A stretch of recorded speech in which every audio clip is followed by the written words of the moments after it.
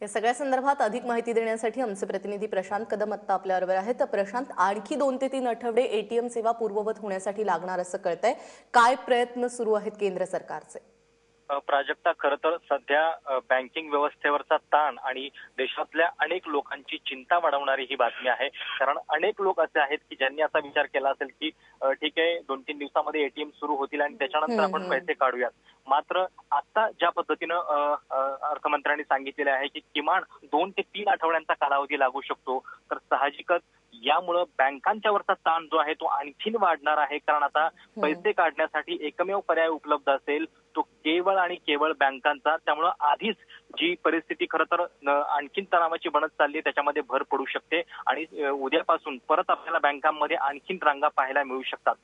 खरं तर एक कारण जे अर्थमंत्री वारंवार सांगतात की हे बरोबर आहे की निर्णय घेण्याच्या आधी आम्हाला हे कॅलिब्रेशन करता येत नव्हतं एटीएमचं।